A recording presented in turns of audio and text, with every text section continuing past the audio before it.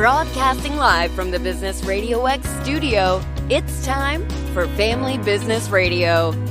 Showcasing outstanding family businesses and the advisors who assist them. Good afternoon. You're listening to another episode of Family Business Radio. I am your host, Anthony Chen. Today, we are packed with 4 powerhouse guests. Our first guest coming up is Maggie and Mike Grayeski with Servicewise Electric. Welcome to the show. Thank you very much. Thank you very much. So kind of share with us your story, your origin story. What inspired you and motivated you to start your own electric business? Well, I've been an electrician since 19 years old. I'll be 47 next month. So I picked a career path. In 2004, I started a business, sold the business, and 5 years ago went back into business. So it seems to be a good path and works well. So what initially got you to sell the business and what brought you back? Not knowing much about business, we sold it. Then we learned a lot. We went to a much bigger company with about 400 employees and learned stuff out of there. And that rolled into what we call 2.0. Oh. So he was actually brought on to a very large company that does HVAC plumbing, and they had him start the electrical division. So he was the very, first person to actually to go off in that direction for the electrical division. So he went from 0 to, it was 12 million when we started 2.0 back up that you were doing the division? No, it was $3 million a year. Okay. So in 4 years, went from 0 to $3 million a year for them. So we figured we could do it for ourselves. So we did. And the reason why we left and started it back up was because they sold. It was a family-owned company. They sold, and it just got too corporate-y. And so we're very family-oriented. It just kind of the values strayed from what our vision was. So we just really wanted to kind of, gear back into getting the family-owned business type thing. And so that's why we decided to start it back up. So when you sold your first business and you went into just, I guess, kind of a larger corporate structure, was it always the intention to one day start 2.0 back up? No, never. We thought we were going into a family business, like Maggie said. And it was working well until the purchase kind of behind everybody's back went through. And then after that, we made it about a year in the corporate side. And I realized I work better by myself or for myself. And 5 years ago, January 5th, this is our 5th year back in business. Great. Well, congratulations. I know for our listeners who are familiar with the show with the family, there's a lot of business owners who start out on their own, did the 9 to 5 or corporate and say, you know what, enough of this. I think I can do it better. Absolutely. So kind of share with us, when we use the phrase family business and you talked about the values, I want to highlight that a little bit. What does that mean to you? So I think the most important thing that we like to focus on is taking care of our employees. So, going back to the family owned and operated type thing, like we treat, when we hire people on, we are truly hiring them into the Servicewise family. So like we know that if you take care of your employees, they're going to take care of your company, which is a win-win on both parts. So that's something that I think that we felt like had been strayed when that larger company was bought out, and it just became very corporate-y. So we just wanted to kind of bring it back to, the company taking care of the employees, just making sure, it's an environment that we would want to be in. So that's what we strive to do every day. Thank you. And Mike, what does it mean for you? Kind of what Maggie said. Larger companies forget about everybody below them, pretty much. We currently have 17 employees, and they're all treated like the guy who came in 2 months ago is treated like the guy who was there 4 years ago. So if you reward them for what they do, they all seem happy. They keep on coming back, which is good for us. Great. So kind of share with us kind of behind the scenes. What does it look like running an electrician business? It's a typical business. It's construction though. So, we're a service company, so we do no new construction. So we, fix, repair, and add. We do residential and commercial. So, every day we have, a CRM with dispatchers of guys out. There's 10 vehicles. So they take the vans home. They get phones from us, provided by us. They get calls just sent to them throughout the day.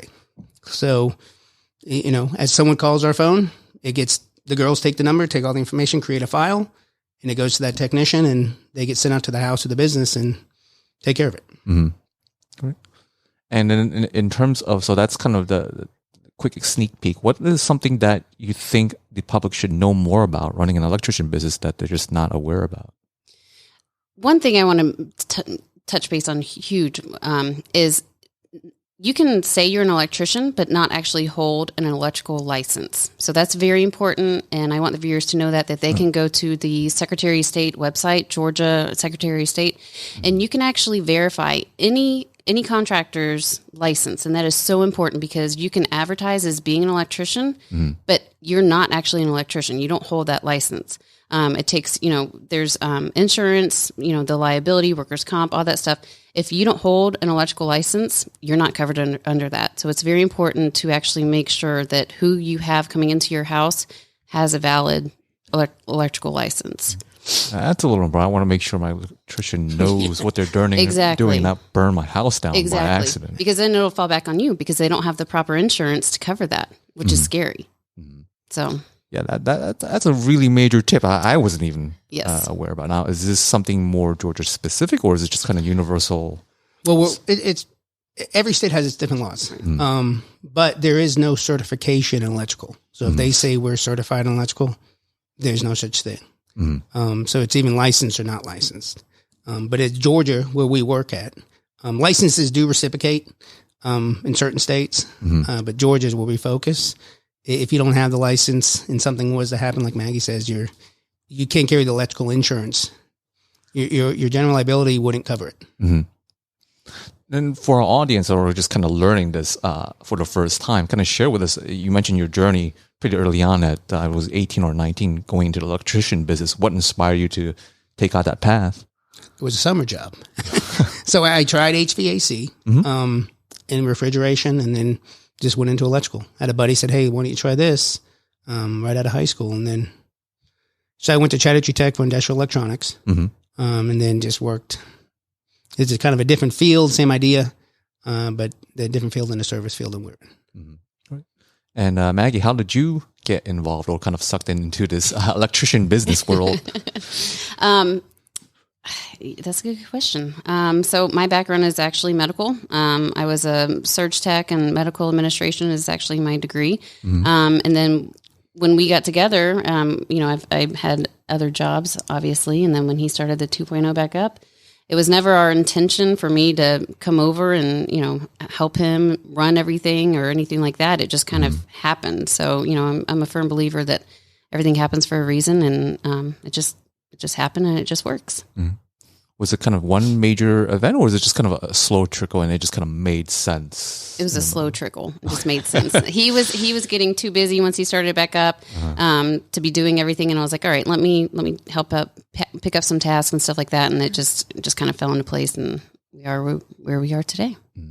So what is kind of the next step as you're kind of growing the business? You mentioned you do a lot of work both on a residential and a commercial. What side do you find most enjoyable? What, with running the business, or either running the business on either residential, commercial, or being active servicing? So it's funny you asked that.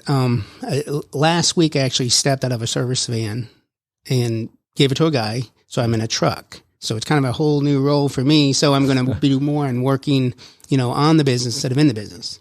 And then I think it's more enjoyable as you get older. Your body gets worn out. Service is always in the heat, in a crawl space, in an attic, carrying stuff. And so my role's changing right now. So we'll see how I adapt. I'll come back and we'll do this and see how I feel. But I'm excited to work on this side of the business. So we like to go out and just network and do the open networking stuff and stuff like that. So I can talk forever. So the more I can, that's going to be my job now, is just getting out there and talking. Good. So, Maggie, I assume that you kind of like this kind of transition for Mike, where he doesn't have to go through crawl space or suffer. At the moment, for our listeners, this is June of 2022 in Hotlanta, as they would say it. It is a little swampy. It is. It is. Yeah, it is super hot. Yes, it is so much more enjoyable having him. He's my best friend as well as my business partner. So we just, like I said, we work really well together. So it's just nice having him more involved on working on the company, just so I can bounce ideas off of him. Like it just flows, and it just makes it so much more enjoyable for the day-to-day operations for me to be like, hey, what do you think about this? And then he's like, oh, not grouchy and like, oh, I got to call you back. I'm in a crawl space or in an attic, and I'm like, just dripping sweat. So he's a whole lot happier not having to be out in this 98-degree heat. It's hot. It is super hot. Just a bit. Yeah. Just a bit. So then one major question I know for a lot of listeners, I don't get to have many opportunity to be able to interview husband and wife business partners. Share with us, how do you both get to balance between business and being able to leave that at the business and then coming home and still being partners? So that took a while. We finally got to a point where we have a general service manager and we have an office manager. So as soon as those two came in as parts, it's pulled us away from it. So we're actually can come home and we still talk about business. So, but it's different than it was when we got started and it was just business. But we're learning to work. We work together well. Yeah. Yeah. Absolutely. For 12 years now, we've been together. So what got the name Servicewise Electric? That was, I thought of that back in 2004. And it's just like it came up, and we have a slogan: "It's service and advice at a very wise price." I don't know where it came from; just thought of it up. That's a really nice tagline. Yeah. And so for you, Maggie and Mike, so for our listeners listening in, and they're considering having a husband and wife combo partnership into a business, and they're just kind of on the fence, concerned that, okay, if we step into this can possibly change a relationship, or maybe they're already butting heads. What would be your advice to those that are either on the fence or just kind of working through that? How did you discover your tools to work through that? So if you are already butting heads, then do not go into business together. Like, it is only going to make it so much worse, because there's still even times now where, I just want to squeeze them and be like, oh my God, what are you doing? But as long as you can just remember, like you said, you got to leave it at the office, and then once you get home, you got to separate it. And I think for women, it's a little bit harder because we tend to be a little more emotional about things. So that took me a little while. He's a little bit better about that than I am, but it took me a little bit longer to do that. But if that person is your best friend and you can actually stand them to the point where you can be with them 24 hours a day, and you have a goal, a vision to start a business, do it. The freedom it's undescribable. Being able to wake up and do something that I love with the person that I love is just phenomenal. Like, it's just, who wouldn't want that job? It's not even a job at this point. It's just our livelihood. It's just our life, So if you can make it work, then it's incredible. Great. Mike? So I would discuss, any business, you want to know if you guys have the same end game in mind. So if you're where you want to go and when she wants to go are two different places, it wouldn't work. Right. But if you guys are thinking the same direction and just need a little turn here and there, go into business. The beauty of working for yourself is unbelievable. And it's hard. So no one thinks it's, it was never 9 to 5 from the beginning to still now. Yeah. It's getting easier, but there's still calls in the middle of the night. Sometimes there's still stuff like that you got to deal with. That's just part of it. Great. Well, thank you for sharing your story. And for our listeners who either want to have a great family business feel electrician coming out, whether to their residential, commercial, or maybe want to have someone to lend an ear and give their advice. Okay, you guys clearly figured it out. How I want to find what your secret sauce is. How can they best find you? They can go to our website at servicewiseelectrical.com. They can call the office, they can text, they can book online. So just either the website or we're on Instagram, Facebook, all the normal stuff. So. Great. Well, thank you. Yes, thank you. Thank you. Our next powerhouse guest, we have Meredith Fingarson with Meredith Fingarson Consulting. Hi. Hi, welcome to the show. I'm glad to be here. Thank you for having me. Great, thank you. So kind of share with our audience a quick history as to what got you to start your own marketing business.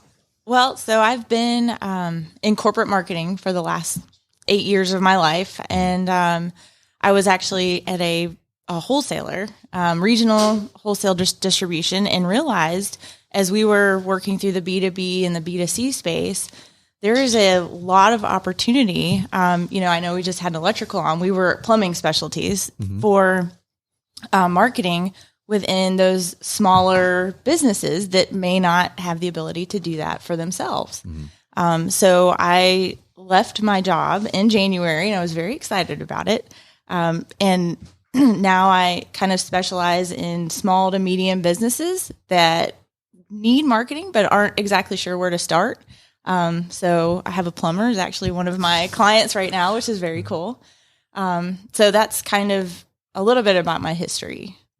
So you talked about social media marketing or just marketing in general for small businesses. Now, I know kind of the hot topic with people who are just kind of dipping their toe into social media. They think of the Facebooks, the TikToks and all that, and they go, okay, so which one do I go with? So it really depends on the business.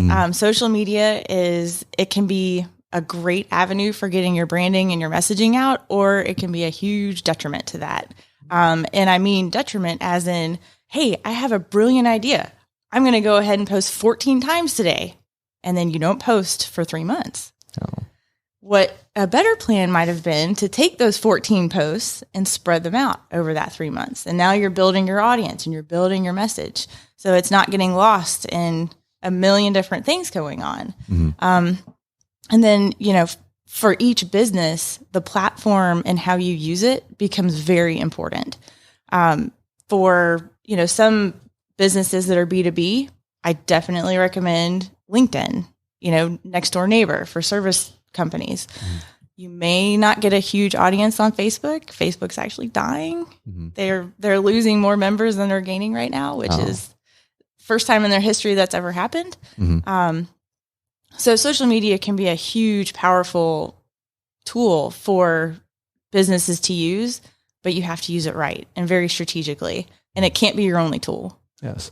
So speaking of other tools, this other acronym, SEO, being thrown around all over the place. Can you explain that to our listeners? Sure. So SEO is basically tied to your website, and it is search engine optimization. And you also have SEM, which is thrown around as well, and search engine marketing.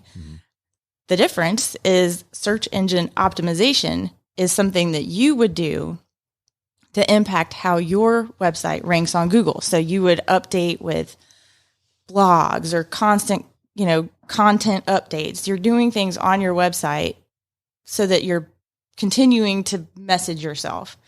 Google does not like it when you put a website up and you leave it for 5 years and you don't touch it. You'll start going down in the rankings. And the rankings are important, especially for service companies, where you want to be on that first page. When someone Googles, I need an electrician in Alpharetta, you want to be the first one, or at least the first 3 on that first page.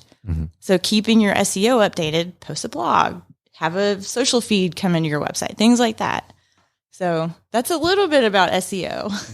I'm pretty sure we're just scratching the tip of the iceberg here, but we don't have like 3 to 4 hours to really dig in deep here. So for those who are just kind of listening in and kind of learning your marketing service, kind of share with the audience, other than kind of the SEO and the social media, what other forms of specialty do you kind of look into to help them craft their marketing strategy? So because my history in marketing and what I've done previously, I was at an executive level. So I was on the board of directors. I was at the top marketing person for a large regional wholesaler, which took me out of the daily stuff. So I'm not a specialist in anything, but I build strategy. So I help companies understand kind of a holistic marketing view.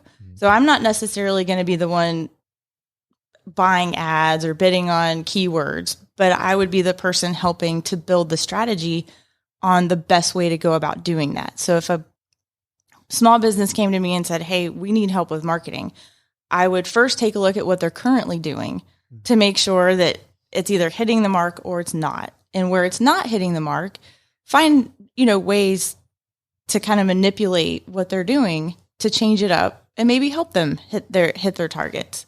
So I'm more of a consultative strategist, I would say, versus an actual person who's going to get in the weeds and really do it. But I have levers I can pull that can do that for me. So when you're getting called in and a business owner is saying, well, I kind of tried this and that and it's just all not working, what is kind of the top couple things that you see that is a huge mistake that business owners need to stop doing?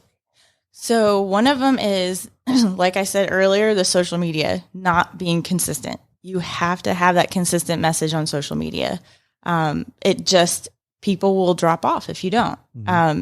Expecting that just resharing something is going to get them plays, not using hashtags. I know they're obnoxious and they're annoying, but they are vitally important, especially for a business that's a public business, because you're generating a larger audience. So anybody that follows that hashtag, if you put hashtag Alpharetta, Georgia, anybody who follows that has the ability to see your post. So you are expanding how you reach people. So I would say one of the number one is, use social media, but use it strategically and use it to build your business. Number two is not updating your website. I know it takes a lot of work, but if you are a company who primarily goes to business or client drives traffic to a website, you have to keep updating it. Google will start ranking you better. I mean, even overdoing AdWords and keywords, having that metadata, which is behind in the coding, and it keyword tags your content. So any time that you have content on your website, you want to make sure that you're hitting the keywords that describe your business.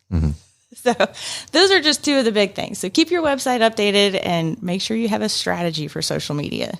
Certainly.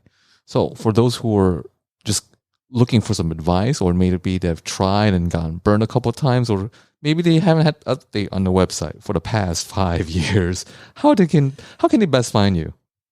You can go to my website. It's just meredithfingarson.com. I have a very strangely spelled name, but even if you get it close, you'll find me.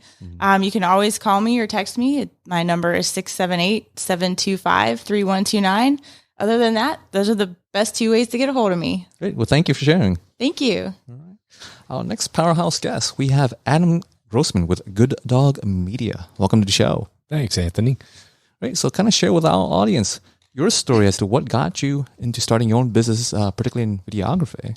Well, I come out of film and television. I worked in film and TV for a number of years, and it was actually during a writer's strike, because I was working as a writer and director, and I wasn't going to sit around because it really isn't my style, and I also couldn't afford it. So a buddy of mine who was photographer for Vanity Fair was doing a big shoot, and he says, come out and do some behind the scenes. And I went out there, and I knew the shots that I needed with this shoot that he was doing of, it was a send up of that shot of Cary Grant from North by Northwest with the biplane. He was recreating that with Seth Rogen. Oh. So, and it was a real shot out in Oxnard with a real 1942 Stearman biplane. So I'm out there with a video camera and no crew. And I knew the shots I needed. So I shot this thing, cut it in iMovie, I think, sent it off to Graydon Carter, who was, the editor at Vanity Fair at the time. And he's like, that's the behind the scenes we're looking for. I did all their BTS for 8 years. And that's what started my company. So I did a lot of editorial for a while. And then just like with any business, you can't just do the editorial. You got to do stuff that's going to pay the bills more. And I moved more into promotional. And now I do that kind of work for businesses of all different sizes all over the country, really. And using that sensibility of film and TV and bringing that to the kind of promotional work for the kinds of things that Meredith was describing, actually. So what got the name Good Dog Media? Oh, I named it after my good dog. Oh. What breed was the dog? He was a Weimaraner, and he was spectacular. My best friend for 12 and a half years. So kind of share with us for the companies that might be looking in terms of, for the first time, producing video content, whether dipping their toe or they were recommended by their marketing strategist, or they're seeing everyone's doing these short clippets. Where did they start? How could you help them navigate that? That is a great question, because it's really, it is hard, especially when you're starting out. Like, okay, we know we need video, and what you're going to Google, videographer, you're going to come up with wedding photographers mostly. And, to get started, you want to work with a company that's really going to get to know your company. And that I feel is what we do best. We're very small footprint. We come in, we discuss, along with a strategist, what is the story you're trying to tell, who you're trying to reach, and how do you want to make them feel? And that's how we get to know a company. And we will put together typically a hero video, which might be about, 5 minutes long, let's say, that's about us. And we'll interview, different people in the company. We'll get all their B-roll. It's going to look spectacular. But the thing is, if we don't have real content, meaning a real message, a real authentic message, it doesn't matter how beautiful it is. And then we deliver a package that is not only this hero video that can be used, on the website and all that, but also I provide all the content that we don't use because we're going to overshoot. We're going to shoot these interviews. There's all this stuff that I'm going to edit that's not going to wind up in the hero video, but they might be able to use that to feed the beast. Meaning, as Meredith was saying, you got to keep posting. So if I provide one video, that's going to work out real well, but you got to keep posting. And they may not want to have to come back to Good Dog Media every time they need a 10-second clip to put up on Insta. So I provide these select reels of all that too. And so it's a complete package. Well, kind of share with us a quick story then as what would be an example of a very fulfilling project that you enjoyed working into. I know you did share opening up with a biplane. Well, yeah, and that was editorial, and I still do editorial for Vanity Fair and for Smithsonian and stuff like that. But a recent company that I really really love, they're called Uncommon Logic. They are a marketing firm in Austin. You've heard of them, and we got to know the company. Went out there, put a small crew together, and interviewed the company and did a lot of B-roll of them working and stuff. Now, the thing is, if you are, let's say you're working with an electrical company, it's pretty obvious what we're going to show in terms of B-roll. We're going to show you guys putting together electrical projects. A digital marketing firm, maybe a little less easy to describe. And so it was a challenge to figure out how do we make this story visual, because we don't just want talking heads. And we dug in and got to know these people and showed them working together in a way that really delivered this message of this is a great company to work with. Not only is it a great company to work with, it's a great company to work for. And that was part of what our assignment was. And really fulfilling, because the best compliment we can get is when the people at the company look at the video and say, yeah, they really got us. So that kind of leads to the next question is, how do you see videography as an industry evolve into the future? Because with everything you explained, there's a lot more involved in 3 to 5 minute hero videos or clips. And then we see on the social media end, we got like 15, 30 second TikTok videos. I mean, how is that applicable, or is that going to be the new paradigm for videography? Yes and yes. Okay. I really think about this a lot, and in some ways it's like one of my favorite quotes about editing is and I'd actually have to look up who said this a long time ago. It was one writer talking to another and saying, "Sorry that this letter is so long. I didn't have time to write a short one." Okay. And that describes the editing process right there. And so when Instagram, changed from, I think it used to be 10 seconds, then it went to be like a minute. And how long is it now? A minute and a half. A minute and a half. I was like, no, make them tell the story in 10 seconds. It's harder, but it's also a little more enjoyable when it's concise. So when I say yes and yes, I mean, yes, there's going to be room for long form 3 to 5 minute stories, but we also want to see these clips. And I've got some data here. This changes all the time, but it's like, it's the number one source of information for 66% of the people in the world. I mean, that's how many people are here's something else that'll put it in perspective. More video content gets uploaded in 30 days than what the major U.S. TV networks have broadcast in 30 years. Okay, that's how much data we're working with. That's why these companies are, it's 5G and why we need all this speed and and all this room. Yeah. So what does that tell us about video? It's just going to continue to grow. It already is like the lingua franca of the of the internet. It's how we communicate. It's what we want to see.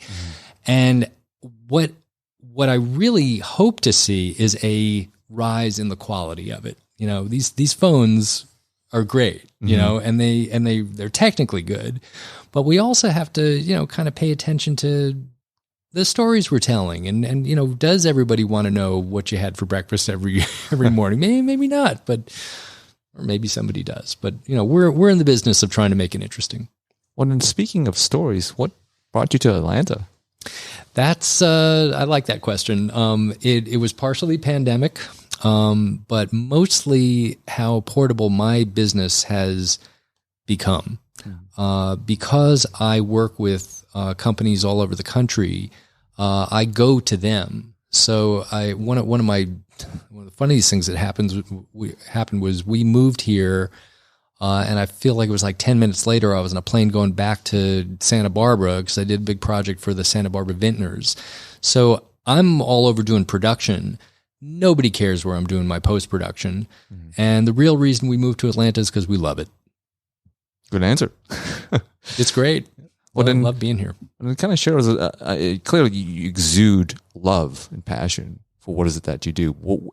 There's one thing, if you can only choose one thing as part of your business, what would that be? Helping people tell their authentic story. And I'll tell you, I have, you know, experience working with, you know, fantastic celebrities, you know, in entertainment and in promoting entertainment as well.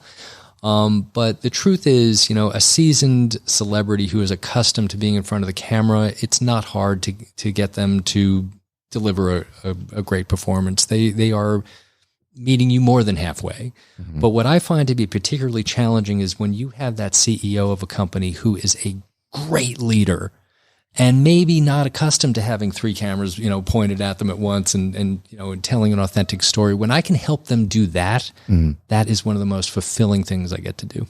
All right. So for those who might be a little camera shy and wants to dabble or tiptoe into videography or having video content, how can they best find you? Probably through the website, Good Dog Media. It's good-dog-media.com, and all the rest is there. Great. Well, thank you. Thank you, Anthony. Nice to be here. All right. We have Chris Lyboldt with Senior Care Authority. Welcome to the show, Chris. Thank you for having me, Anthony. Right. So kind of share with us, what is an elder care consultant? So the way I've been describing it lately is that before 1920, the term realtor didn't exist. Nobody bought or sold a home. Everybody did it on their own. And then suddenly they came up with a realtor. Now, 90% of people that buy or list their homes, they use a realtor. Today, about 10 to 15% of people use an elder care advisor or an elder care consultant to help them navigate this horrifyingly complex journey of trying to find dignified senior living and dignified senior care for their mom or their dad or their spouse. And you can imagine how much more treasured that relationship is to them than that of a home. So elder care consultancy it's in its infancy. And it's our hope and our vision as 10,000 people turn 65 every single day that more and more families will take advantage of using an elder care consultant to help them through this overwhelming journey of finding a dignified environment for mom and dad. And kind of share with us, our audience, as to what brought you into this path, into this business. It's all because of my wife. As I was listening to the other couple here, I'm like, geez, I should have brought my wife on here. She was a senior real estate. She's SRES, senior real estate specialist, and we were caregivers for my father-in-law for 6 years. And my wife was spending about 15 hours a day over at this place where we had moved my father-in-law into. we had also been taking care of them in our home. So my wife and I lived through this journey of having to take care of a loved one, having to take care of a family member. And it was very, very difficult.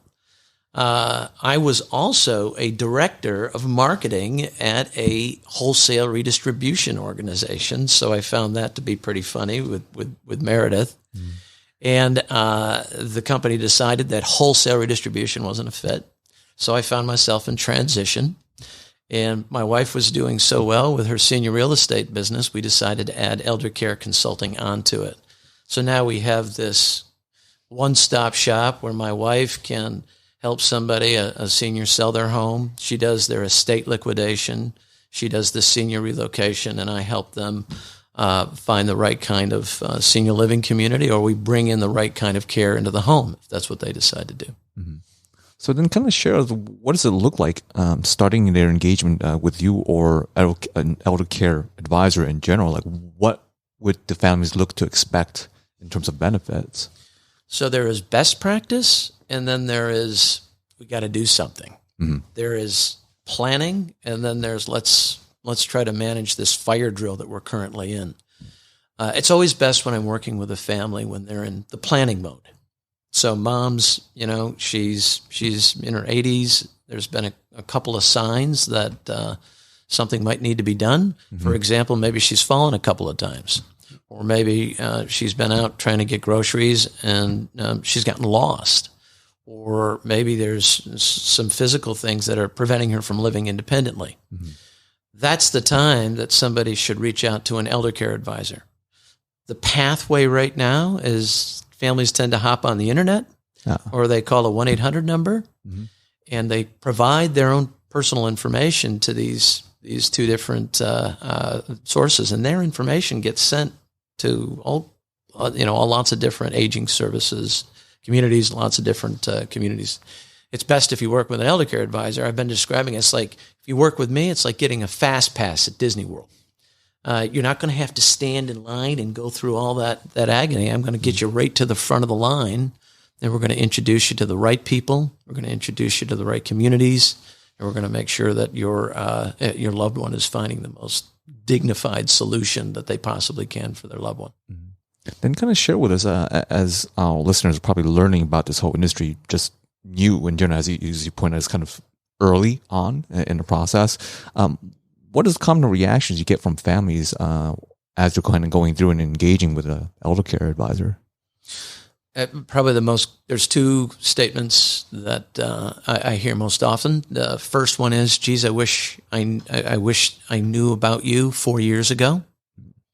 This is after they've had to move mom or dad, 4 times because they've landed in a situation that's not a dignified one, and mm-hmm. Mom's just not getting the right kind of care that she needs. So that's that's one of the common. And the other common thing is, I'm so happy that I've had an opportunity to meet you. I don't know how I could have ever done all this on my own. Mm-hmm. And that's the most important part about this. That every listener out there right now needs to realize that there is no reason to do it on your own.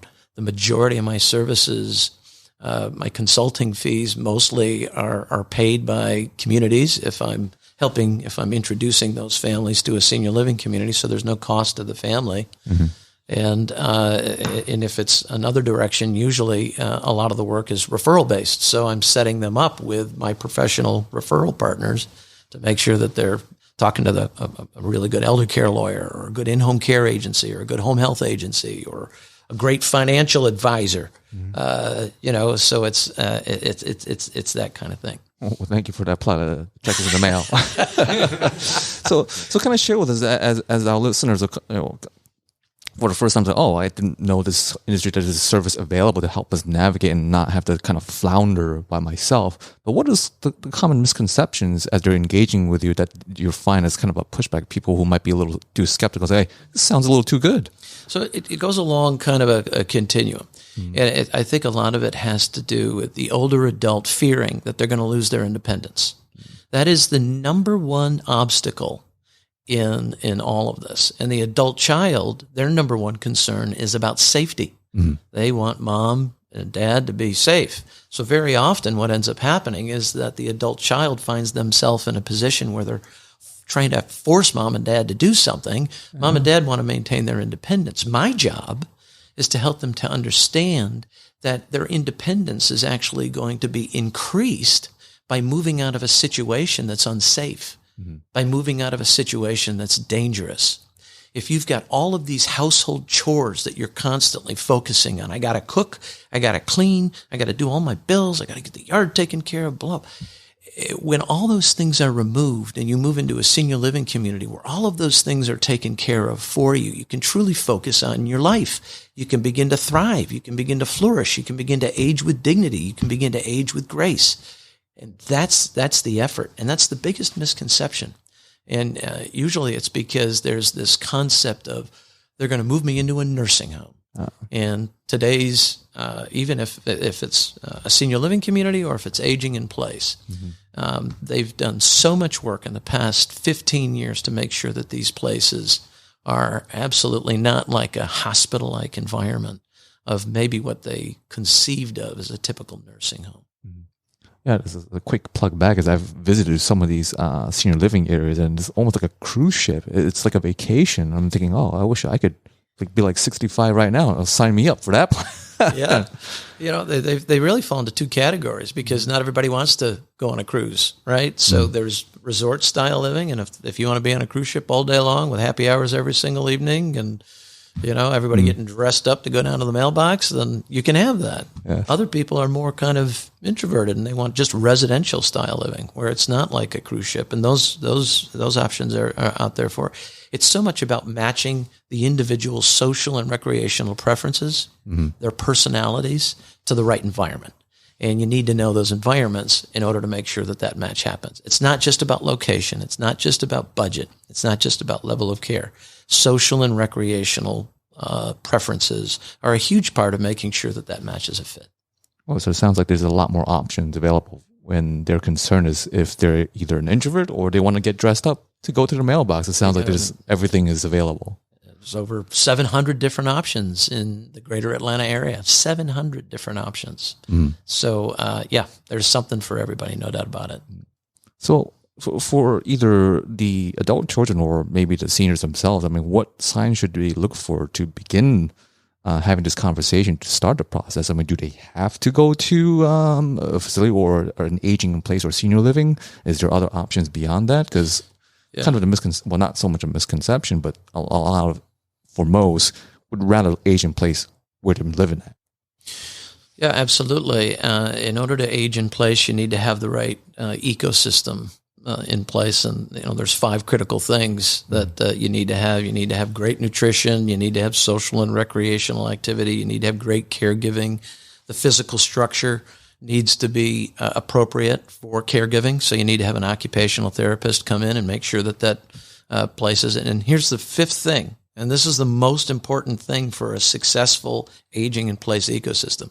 You need to have a resilient family member that's willing to do all of the work when the in-home care agency is not in the home. So if you don't have that resilient family giver, if you don't have that one person that's willing to devote a tremendous amount of time to taking care of that family member, then it's often pretty difficult.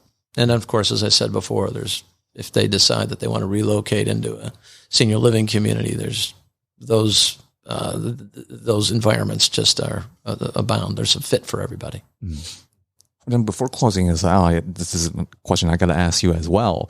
I don't, as I mentioned before, don't get to have too much of an opportunity to do so, is how do you and your wife kind of find a balance in being able to either leave the business at the door or be able to find tools and systems to not kind of, squeeze each other to death?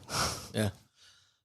My wife doesn't leave the business at the door. Oh, I guess that answers that. Well, she's not here to defend herself, so maybe it's a good thing that she's not here. Although when you get home, when this episode goes live, that might be a different story. She might give me a hard time about that. Yeah.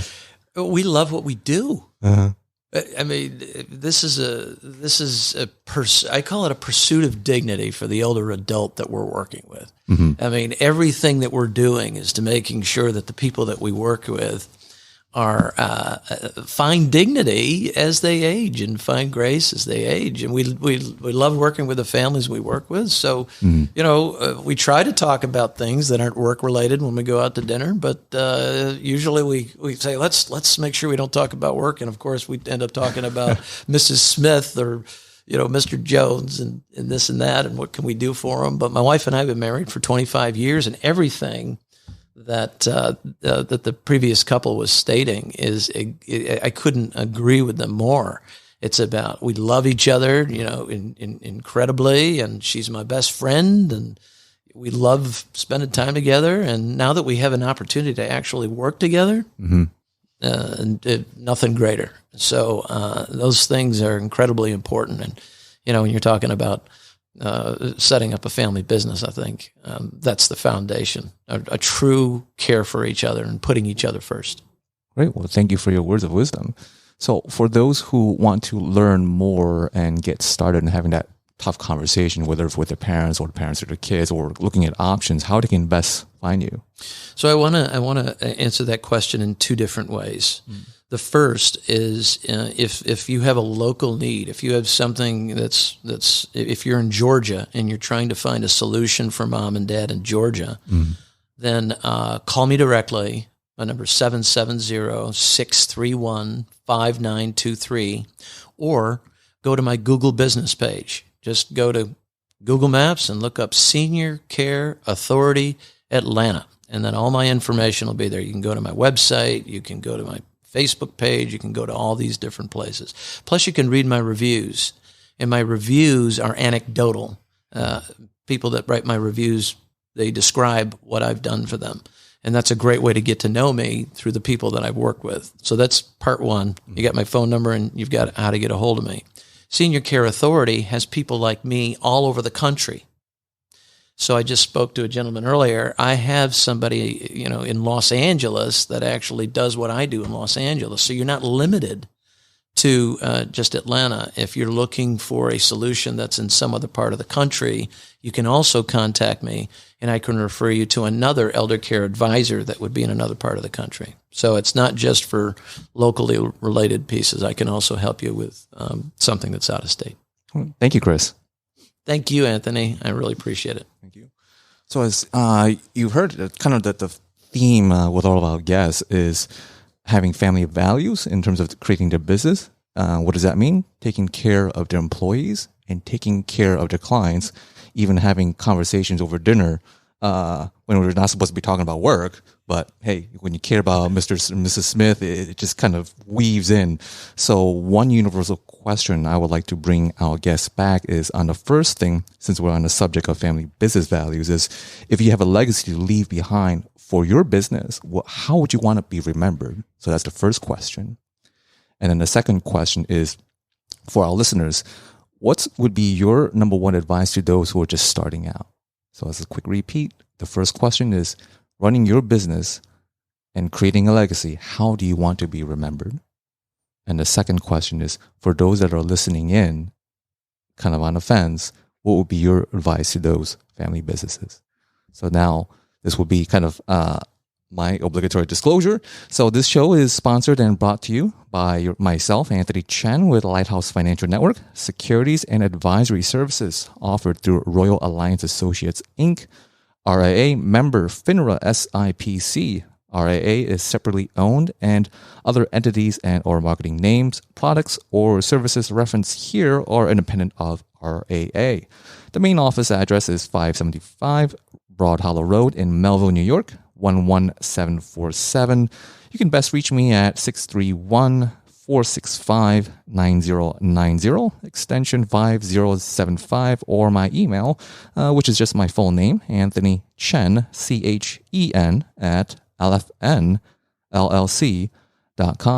So kind of bring our guests back. Same questions. First is, if you have a particular family business value or legacy, how would you want to be remembered? Followed by an advice that you would give to families that are looking to start their family business. Meredith.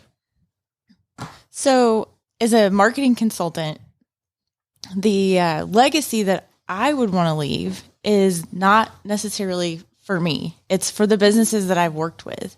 So it's helping them to build to what they aspire to be.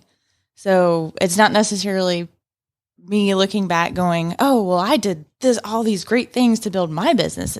I look back and go, wow, I helped XYZ business build and leave something for their legacy. And then the second part, remind me one more time. Is an advice that you would give to other family business that are looking to start out. Awesome. That pertains very closely to me because I just did this. So, I had a passion for wanting to go into consultancy 2 or 3 years ago. So I built my plan from the ground up, and I started 2 or 3 years ago working on this. And then finally last November is when I pulled the trigger and actually executed the plan.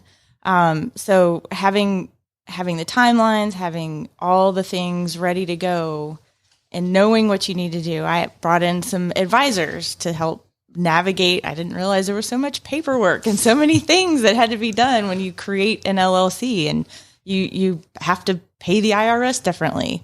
So just making sure you have a really solid plan and you're passionate about what you're doing. Just like these guys, they were passionate, but then they sold, and they were so passionate, they started 2.0, which is awesome. Well, thank you. Thank you. All right. Adam.